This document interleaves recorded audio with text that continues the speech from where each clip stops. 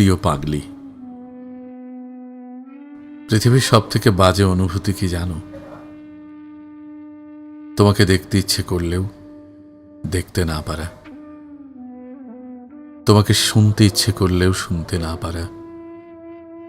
মনে হয় তৃষ্ণায় বুক ফেটে যাচ্ছে, তখন ছটফট করি, হাঁসফাঁস লাগে ভীষণ। মানুষের সাথে কথা বলতে ইচ্ছে করে না, কোনো কাজ করতে ইচ্ছে করে না, বিরক্ত লাগে, অসহ্য লাগে। ঘরের এক কোণায় বসে থাকি, দুঃখের পাশে থাকি। অদ্ভুত একটা বাজে অনুভূতি হয়, যা ভাষায় প্রকাশ করার মতো কোনো শব্দ তৈরি হয়নি। তোমাকে আর কখনো দেখতে পারবো না, ছুঁতে পারবো না, শুনতে পারবো না, ভালোবাসতে পারবো না। এর চেয়ে বাজে অনুভূতি আর নেই। প্রচণ্ড দুঃখে মানুষ কাঁদতে পারে না।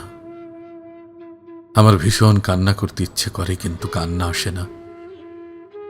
যদি এমন হতো সকালে ঘুম ভেঙে দেখব আমার আর কোনো দুঃখ নেই, কোনো ইচ্ছে নেই, কোনো অনুভূতি নেই, তাহলে কেমন হতো?